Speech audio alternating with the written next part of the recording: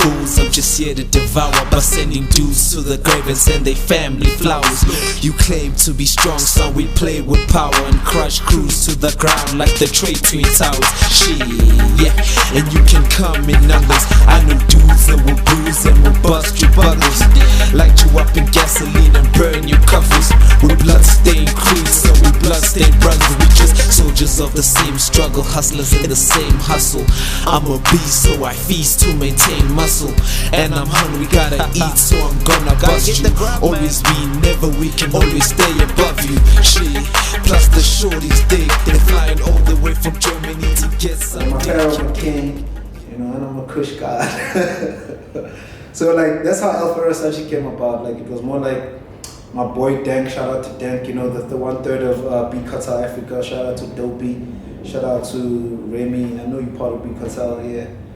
Yeah, man. So Dank would like rock them Gucci like jerseys. Like he had even gave me a jersey. Like I forgot how I got a jersey from him, like a Gucci jersey. His mom would always hook him up with some like fresh gear. So I'll be like, man, I don't want Gucci, I want Versace, man. You know, I want Medusa's head. And then that's when Dank was like, yeah, you Pharaohsace.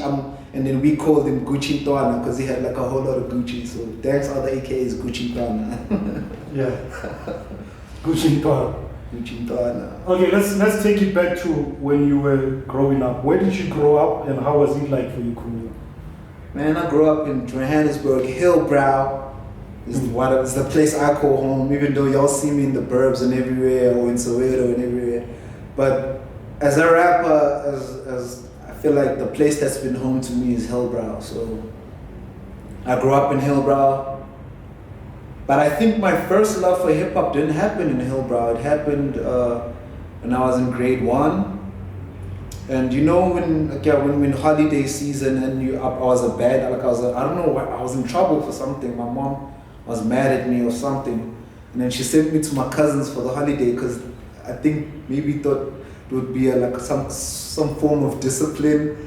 But instead, like it turned out to be one of my favorite places. So like I remember just in primary school, like grade 1, maybe grade 2, 3, my favorite place to go on holidays would be a Pharaohsace. So shout out to my cousin Ulunyelo, because the first 2 songs, which happen to be still my favorite rap songs to this day, I can recall hearing, besides when I was starting to mature up and I was starting to like Eminem. Shout out to Eminem, he also was a great big part. Eminem, Dr. Dre, great big part. They played a huge role in my growth in hip hop and my love for hip hop. But the first song I ever heard is still my favorite song today, and the second hip hop song I ever heard in my life is still one of my very favorite today. And he happens to be one of my favorite all-time MCs, rest his soul, B.I.G.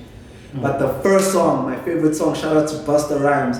This will always be my favorite song. Even when I play it today, I'm like, God damn it, what was I thinking? Like, that song had was so hardcore, but like so friendly, but like also hardcore with the bars. And when I listen to the bars now, I'm like, yo, Busta Rhymes, no, leave him alone. But that song, like, put your hands where my eyes can see. Man, I love that song. Even when it starts like, boom. Oh yeah, just the bars. Is it Extinction Level event or before? Is it Extinction Level? I've got it here. Is it Extinction Level? Yeah, it has to be, man. Because it's where he had that video with the elephant. The video was based on America, something coming to America by Eddie Murphy. Yes. Yeah, so like he got that whole video. Because I even watched the making of that video. When I saw the making of that video, it's like a documentary like podcast. And I was like, whoa, bro.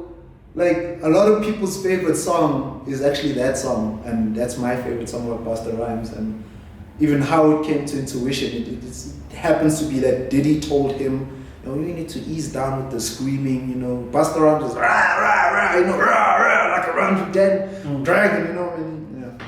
So when I watched the documentary, it was actually P. Diddy who told them, P. Diddy and B.I.G. who told him, no, nigga, you need to ease down.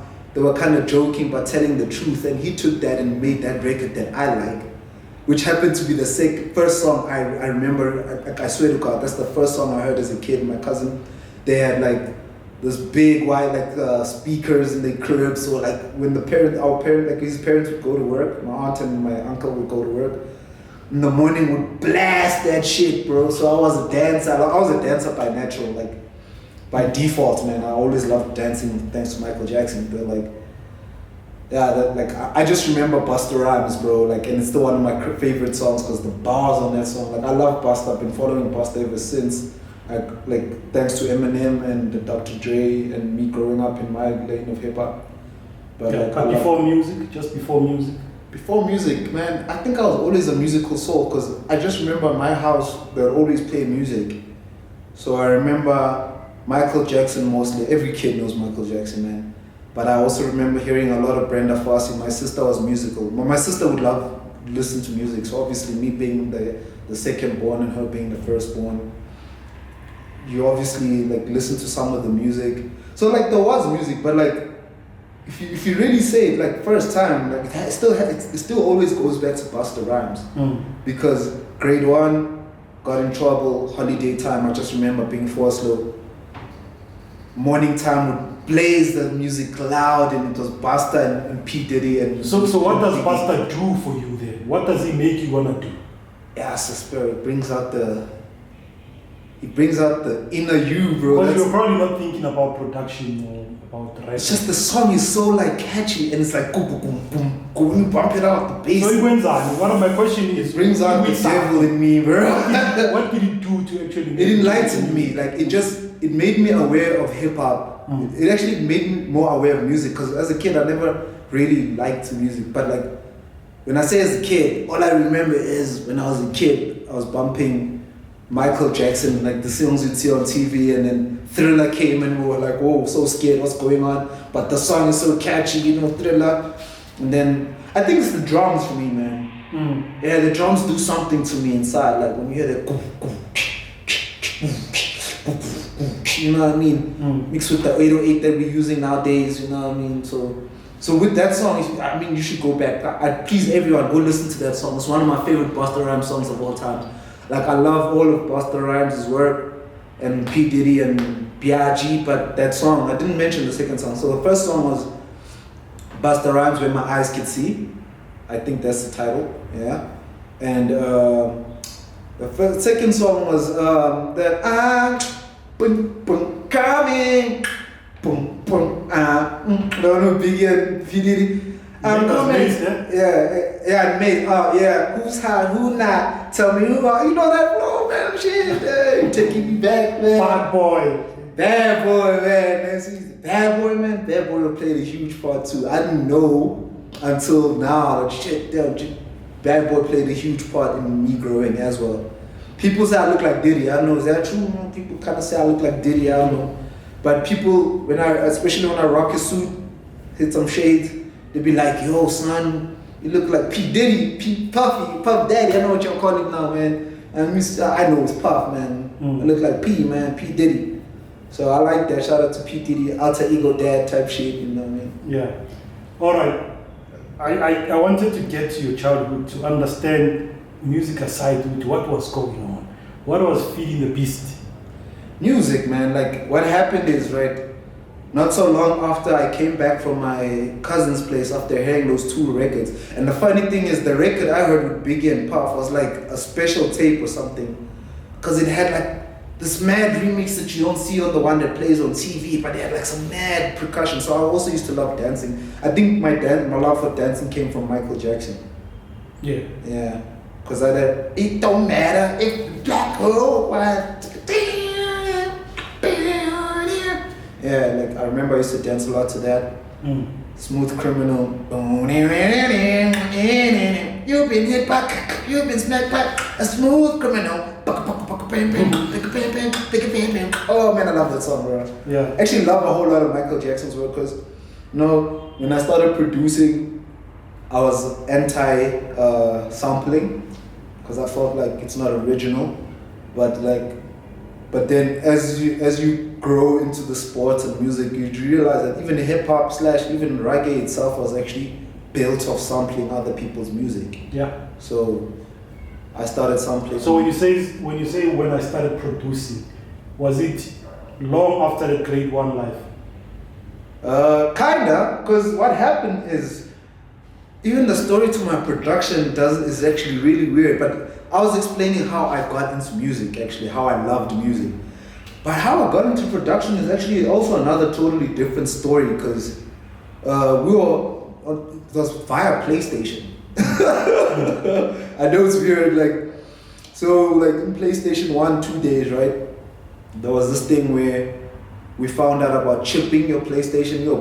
PS don't sue me, Sony don't sue me now. I was only a kid. We found out about chipping PlayStations. So we chip PlayStations, and instead of buying a game for like 500, 400 bucks or 100 bucks, we're buying it for like 20 bucks. If I'm not, 20 bucks. One place was 40, and Bruma was 40 bucks. That other spot there, I forgot. It was like it was 20 bucks. So what happened is, it was so weird that I remember that day exactly when I started producing our first song, like exactly. So like, I think my production life goes into 3 stages. The whole P. Diddy and Buster, saga was bringing you close, right? And then, PlayStation and Eminem kind of also really put in, because I was more of an Eminem fan when I was into PlayStation a lot, like, So as I said, we'd chip our PlayStations and go buy these games. So the one day it was me, Randall, and Jason. We'll never forget the day. We were guapped up. We put our skates on. I was a skater too. Like I've been a skater and a skateboarder / BMXer. So we put our skates on and we missioned, bro. We get to the spot where we buy the games, and we're looking through files of games, and we were to the point that day we had so much money we were just taking games, because we took all the cool games and we were just taking games. And somewhere there, I don't know who did it, but someone took a game called Music, this music match or something. It was called Music, but it was on PlayStation. It wasn't even a game, it was actually a production thing, but on PlayStation. But we were just taking games, thinking it's games. We got to a point where we had so much money and we had all the cool games, we were just taking games for the sake of having the best collection now, We took that shit, we went to the cribs, we testing out all these games, and somehow we put this music match, I don't know, music something CD, and we're like, what's going on, what game? We're trying to figure out what's this, but we realized, no man, this is not a game, it's actually we're making music. So we made a song. It was me, Randall, and Jason Fleetwood, Randall Makani, my homeboy, And man, and we took that game, we put it in, and we made like a really dope house song. I forgot what it was like. And man, we made like a really dope house song out of that game. And then I guess that's where my first hint of producing, my feel of producing came in. And I couldn't produce, I think, until I got my hands onto EJs before Fruity Loops. There was a program called EJ before Fruity Loops. But as soon as I got my hands onto Fruity Loops, the whole game changed, man. Like with Fruity Loops, I could do everything that's in my mind right now, unlike Reason and all these Cubases, which I dig right now, because now I'm like a dope ass producer, man. I can use Fruity Loops, I can use Ableton, I can use Machine Micro, I can use Pro Tools, I can use anything, but my bass, when it comes to beat production, I always jump onto Fruity first, So when along that time did you decide this is my career? Because Randall and the other homie, are they also pursuing music? Not even. I don't even know about Jason, but at least I know Randall is a producer, and he doesn't even produce hip hop.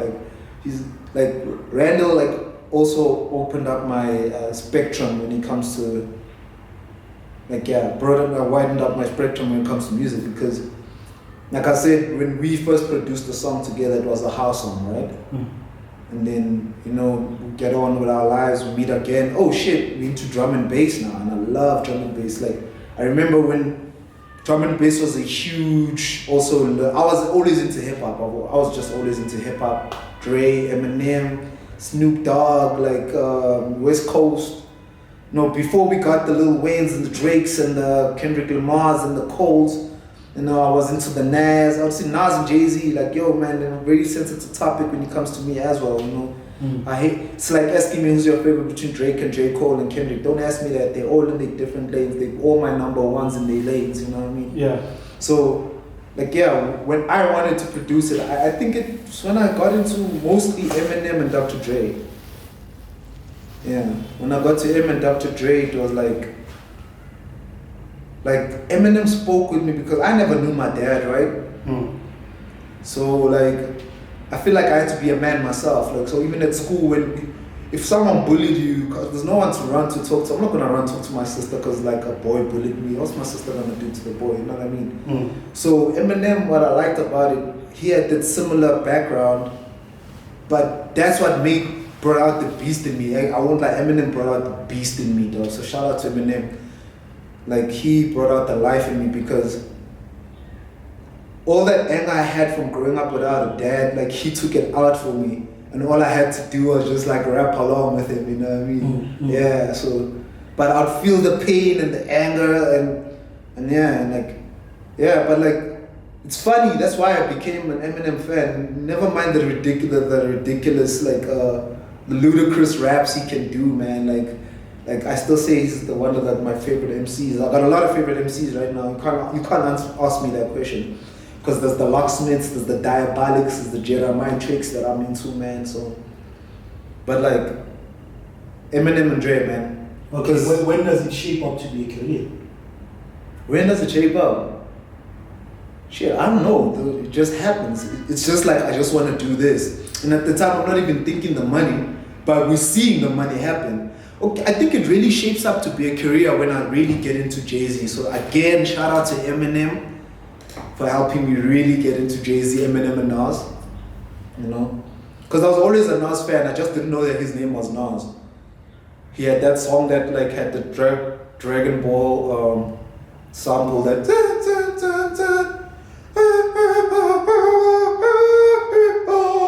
with P. Diddy, that you can hate me now, but I was that song, you know, that song hit me as hard as any of Eminem's songs ever hit me. So like any of Nas's or Eminem, because that's a Nas song. It's right? a Nas song, but it hit me in as hard as like you know the way I feel Eminem. Like if you want to understand why I feel Eminem so much, just go bump that track by Nas, and then you'll understand what Eminem had that rage music. Because I'm gonna kill you. You don't want me, girl. You ain't nothing but to me. You know what I mean? He was just like raw and uncut, and I love that about him. He was just raw and cut. Didn't care what nobody said, you know. And yeah, man. And Dre being the producer that he is, man. I got a lot of favorite producers, right? But Dre is definitely amongst the number ones with the Timberlands. Timbo the King. Yeah. Timbo, man. It's another story, man. Like I can't say that, like this music thing for me has always been a journey because I even played the violin. People don't know that I can play the violin. Yeah. Yeah. So now, when you decide to put it, music is gonna be the path. And what happens to school? Yo, music. Like I don't think parents understand what music is, though. Like, how do you make money out of music? I don't think they understand the whole rights, the whole how your music can be on movies as scores, and you know.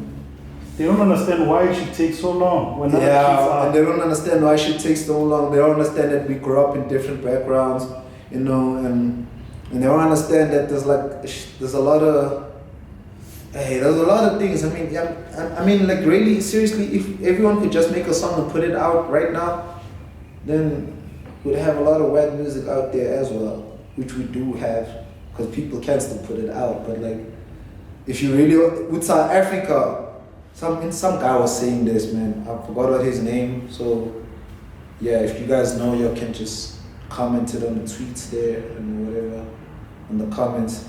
He was like, man, what I've noticed about SA doesn't follow a genre. It follows jive, groove, you know. And that guy, like, I don't know who they're interviewing, like, so forgive me, but I was like, shit, that guy's right, though, because, sorry, what were you saying? What did you ask me? The question is, when you actually take it as a career. Yo, there's a lot of about Jahina and Batin. Because they're expecting you to just make a song and put it out and that's it, but they don't know the politics that goes behind it.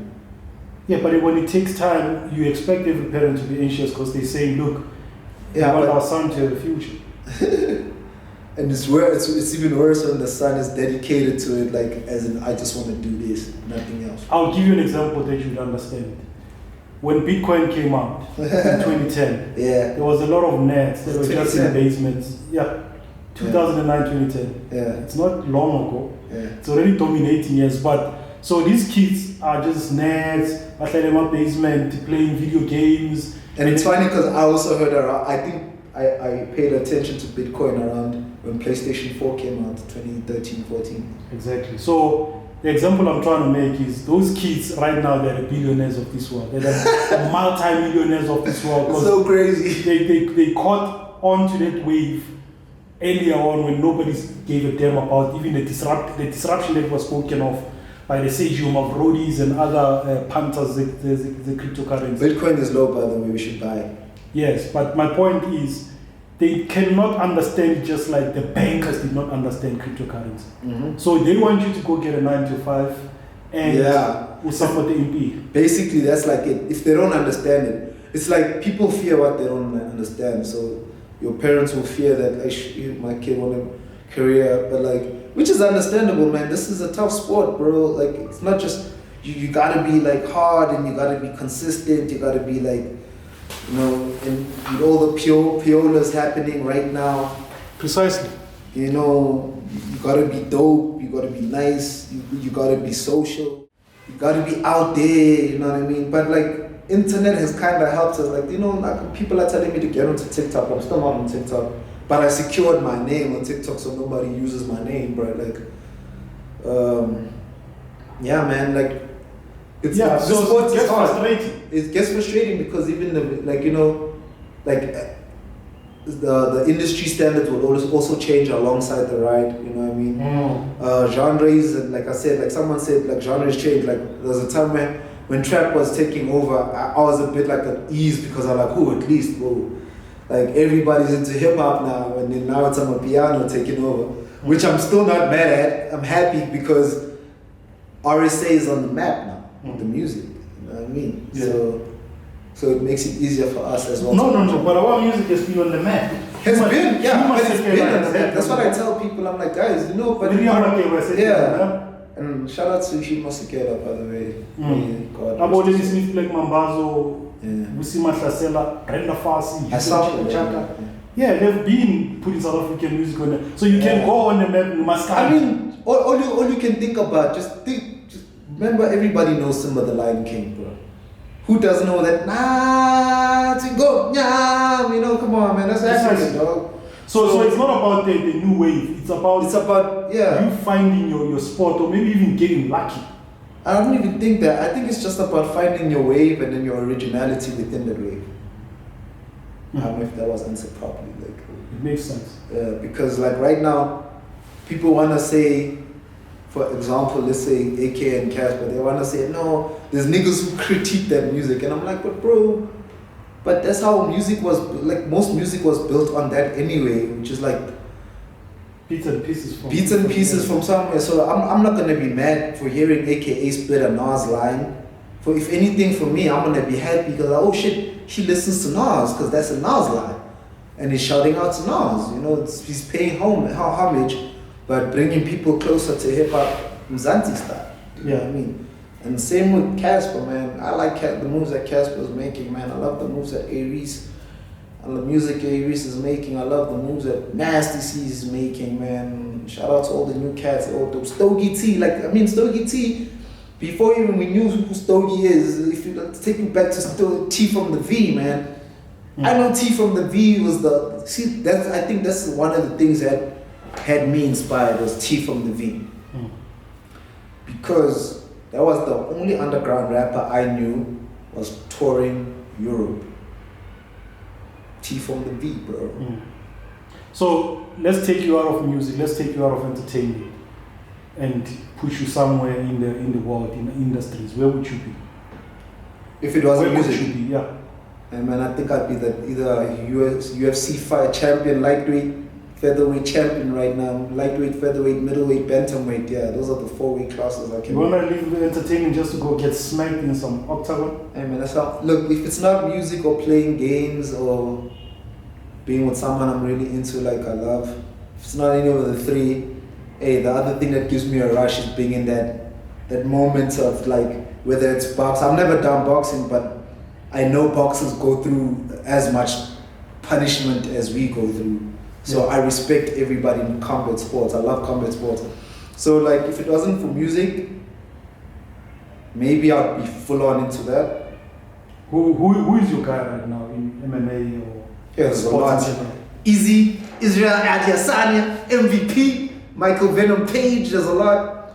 Khabib, shout out to Khabib. Francis Ngannou, Kuru Azman, you know, shout out to the African UFC fighters. Demetrius Johnson. I got a lot, man. Iron Man, you know, Iron Man, Rotang, Iron Man. I got a lot of favorite fighters, man. Let's even talk boxing, man, because I respect boxers. Obviously Mayweather, but like Devin Haney, Tank Davis, Shakur Stevenson, Devin Haney #1 though. Ryan Garcia, I respect all those niggas, man. Ryan Garcia, shout out. Let's talk to the let's shout out to the woman too. Clarissa Goat Shields. I'm stuck now because Clarissa Goat Shield had a beef with one of my favorite MMA fighters, which is Amanda Nunes. Amanda Namanu. What's the other one? There's so many. Karate Hardy. I got just too many favorites. But the one nigga that took that game to the next level was McGregor. Was Conor McGregor, in terms of popularizing the sport and giving it the pedigree that boxing had. Conor McGregor is also one of my favorites, but like,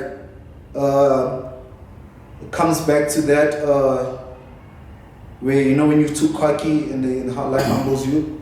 Yeah, man, like you'll be my favorite until you start dissing people's families. So, which is weird because when he had that beef with Khabib, I'm glad you brought up Conor because I really love Conor, man. Fuck that shit. I love Conor, but like he made me really like Conor kind of made me realize the fighter or the person or I want to be, and it's not really like him, but yeah, it's to be like him because look, entrepreneur is not, he made money, right, and he made it famous. Yes, it's the name of his UFC right now, right? And like, let's not lie, man. Like that guy's skill is crazy, man. I've watched all of Conor McGregor's fights. I'm like, yeah.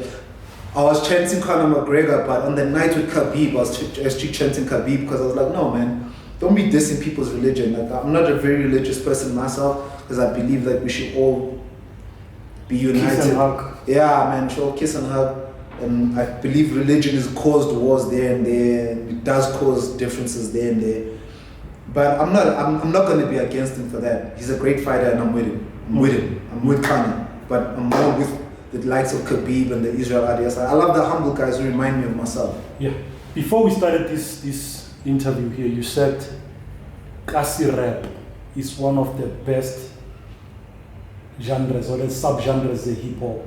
Definitely. Can you get us through that? The reason why I'm asking about Kasi rap is because you've worked with the Kasi rappers.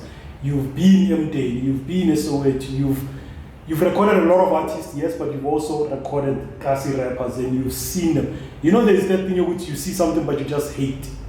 But when you see it and actually love it and appreciate it and then live to tell. Okay, one thing about me, what everybody knows, I can't hate. I'm not a hater. Like if something is good, I show love.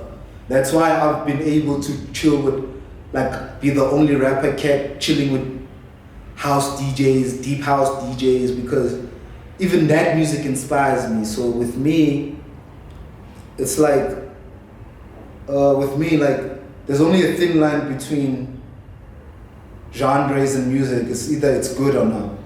But Kasi rap, man, I envy those cats, bro. I wish I could rap like that, dog, because I grew up here, man. So like, as I said, I can't even speak my own mother tongue properly, so like people hate on me for that. So what I like about Kasi rappers, man, fuck, like let's take it back to one of my favorite South African rappers, rest of soul, Lindom Kiza, Pro Kid, man. Fuck, man, that nigga was so dope because the first time I heard Pro Kid rapping, in Zulu. I was shocked. I'm like, yo, this nigga can also do this. Because Pro Kid would show up randomly, Gandhi Square. We out there trying to be the best MCs in the circles, different uniforms, blazers rocking, everybody's battling everybody. And that time I know my clique was one of the hardest. Hey, my clique was humbled twice in its lifetime. My clique, we knew I was like the hardest. Even if I'm not the hardest in the clique, I know I'm somewhere there, number 3. I won that at the time. So we confident, dog. Like, you know, if he loses, he comes in. If he loses, he comes in. If he loses, I come in. If I lose this nigga, there's no way I'm gonna lose, bro. But if I lose this nigga, Sonic comes in. If it's not Sonic, who was it? Nav. Lulez when they used to rap. What was his name, you know? So we always used to, Pro Kid humble, one of the niggas who humbled us. But anyway, first nigga to humble us was one of my favorite South African rappers, Inferno Caliber. Look that nigga up. DJ, that nigga. Inferno Caliber. He went to NSA, I don't know, man. He's a colored nigga, light skinned nigga, he does battles. That nigga, man, when I heard that nigga rap, I was like, yeah. And then comes the time where I first heard like Pro Kid come, and he came through. I remember, man, he had like this like biker jacket. It had fork somewhere. And he had like this helmet, dog. So he used to ride a bike. I didn't know that he was a biker, but he had a helmet. Nigga entered that cypher and shredded all of us in English. Shredded all of us. Some kung fu Chinese that was some kung fu raps, man. I was like, and then we now know there's a Pro Kid. Then everywhere we go, we see him. Now we're always like on his team, like, yeah, Pro Kid, you know what I mean? To start rapping is slow. Then he drops also Babo. And I was like, this nigga, what the fuck? Did he just rap like that in Zulu? Because he wasn't like, I mean, it's not like the one Zulu rappers before Pro Kid, right? There was Squatter Camp and what, I forgot who else. There were no guys, but they never used to. G.P. was doing it. I don't even know who was doing but they were never used to hit the spot. Hey, Pro Kid hit the spot. You know when you do the ugly face?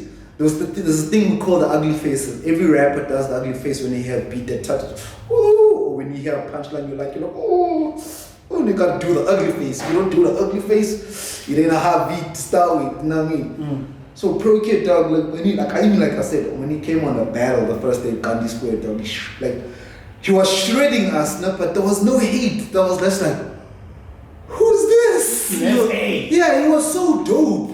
And I mean, you can hear Pro Kid grew up a gas when he speaks.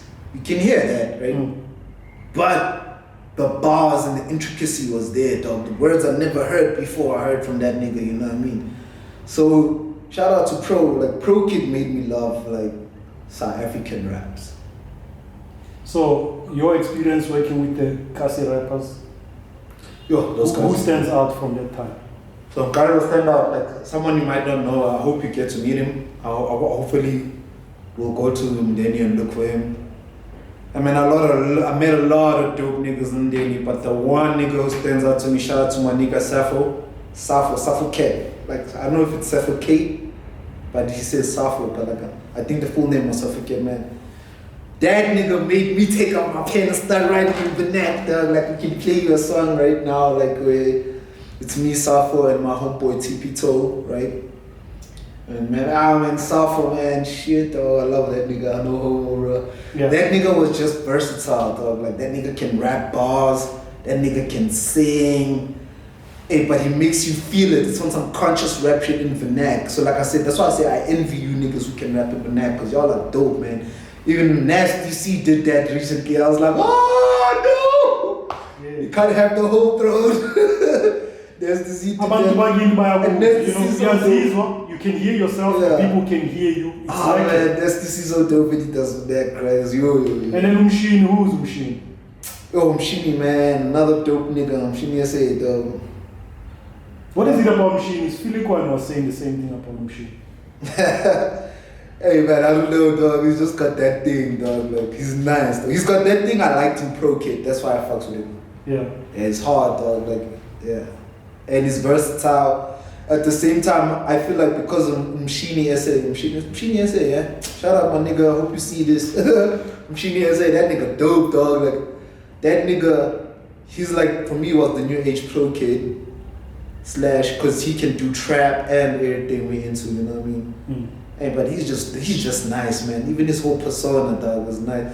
And you see me when I find someone who's like, who reminds me of me, like, and we click, me and also him kind of click, you know what I mean? Hey, that nigga's nice, man. Even his persona, we even into the same type of girls, dog, cause like, I hollered at some girl, turns out to be his ex, you know, on New Year's Eve when I actually met Mshini, so. And Mshini's dope, though. I can't explain it. He's just got that thing where he can make you listen to his music. Like, if you don't know him, see, that's what I liked about Pro, I think. I feel like, okay, I knew him. Maybe it's because I was a fan of his battles, because I can take you through a road trip with Pro Kid and some of the battles he's been through, you know what I mean? Besides the Battle of the Pros, because there was the Battle of the Pros, Proverb, Pro Kid. But never mind that, there was Pro Kid versus... Who was that one rapper who was here around here? Hillbrow, the guy who rapped for hours, I forgot his name. It's not Abdu's name, it's some other name. Something like that. Goes there, yeah.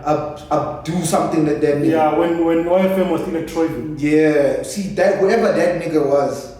That nigga was good. That nigga was dope, right? Yeah. And then there was another dope nigga, but why I respected Pro Kid is Pro Kid would shredder those niggas in the battle, dog. And like, those niggas would hate on Pro Kid because now into Zulu raps, but Pro had a tough time. Pro had a tough time. That was the first live or first and last time I listened to Pro Kid was like, you see Pro Kid, like I said, that's why I always like rappers like Eminem, dog. I see all these new rappers in battle raps right now who get to go home and have 3 months to prepare for a battle. Nah, man, Eminem, dog, would beat, if I don't know you, I just come here, they just play a beat. I don't even select the beat. I have to rock to the beat the DJ plays. I have to diss this nigga after he just, I don't even know this nigga. You see, Eminem grew up in the times of the dungeons, bro. And I feel like Pro Kid also. You see, that's how Cannabis went down. Cannabis, was it? That's Cannabis. That's how he went down. One of my favorite rappers, though. That's how he went down against that fucker Disaster. Because Disaster just rapped. And when I was up, I knew what? Yeah. They'll take you. Yeah, shout out to Disaster, also one of the craziest battle cats out there. Yeah, shout out to Dumbfounded, one of my favorite. Blind Fury, Iron Solomon. There's a lot, man. There's just too many of y'all to mention, though. Back to Kasi Rap. So what is it that's giving Kasi Rap a tough time in terms of pressure? Right now, can I be honest with you right now? From my ISO.